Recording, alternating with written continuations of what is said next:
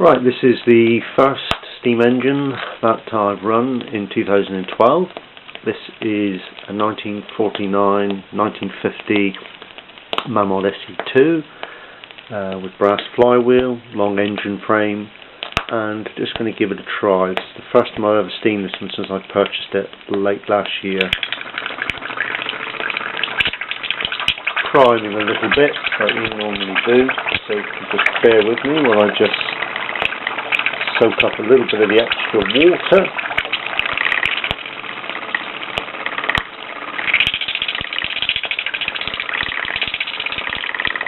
There we go.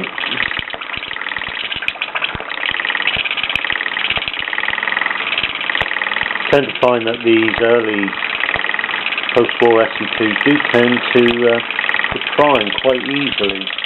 I've noticed this, even though the boiler has been filled to the correct amount. Probably need to underfill them a little bit actually. As you can see now, it's running a little bit drier.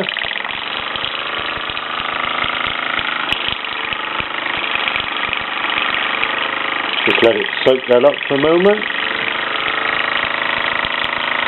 Just a few minor leaks from the union and the whistle, but nothing particularly bad. I'll just move the camera around, you can see it a little bit better. Just turn him that way.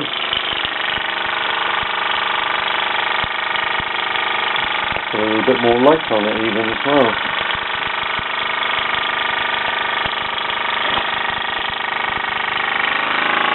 As you can see, that runs extremely well. Just bear with me, I'll bring the camera down a little bit in height.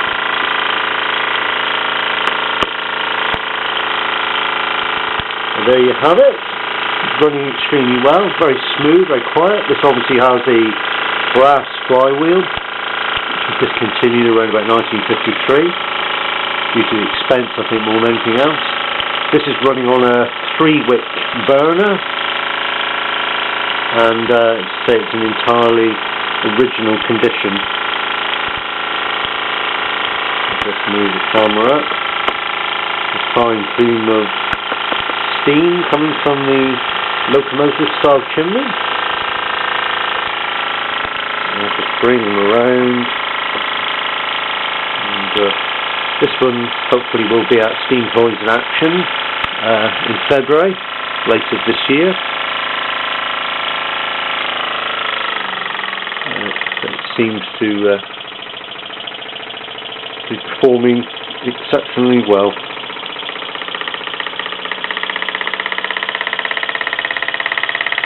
The regulator hand here serves as a little plastic or some sort of insulating cover on it, which makes it a little bit easier to use rather than getting popped brass metal burning the fingers.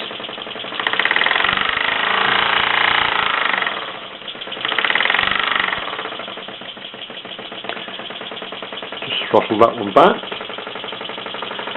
and as you can see, it works extremely well.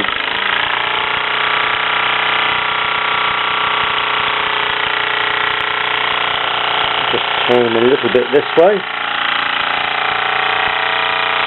You see there's a little bit of steam just blowing from the safety valve, but nothing too much, it's going to slow it down.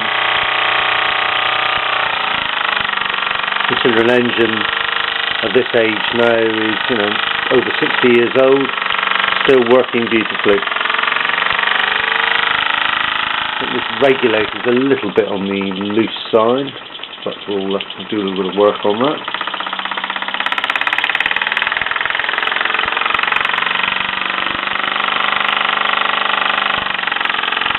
From 1949, when these engines were made, say with a steel pressed engine frame, which was a lot cheaper to produce than the previous brass ones, these also now had a superheated steam pipe which loops under the boiler to give a little bit of superheating effect. These were made, or redesigned, when Malin's engineers moved into the Camden Road, or Camden Street rather, factory in 49, where they were able to press these engine frames, which are remarkably similar to the Marklin types, and it's a fair assumption to say that Mayland's engineers did, let's say, copy the design or were influenced by the design in the Marklin ones. Got a nice hooter style whistle. There seem to be a lot of different designs of whistles at the time, I think from different suppliers. They all had like slightly different designs, same with the safety valve designs as well, different sorts of knurling, different sorts of insets on them. I'll just bring the camera up a little bit. You can get a little bit too much shadow.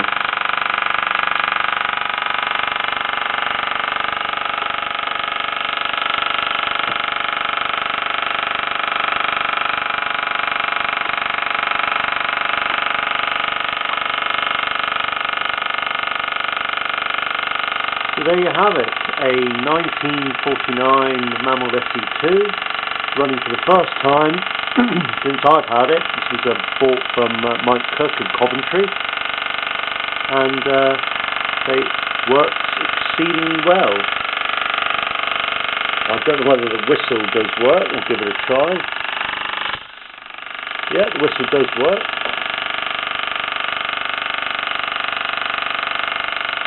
Making a lovely smell of hot oil in the room this afternoon.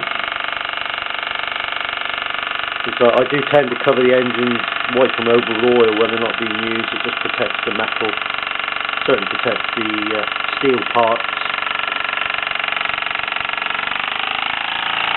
So there you have it.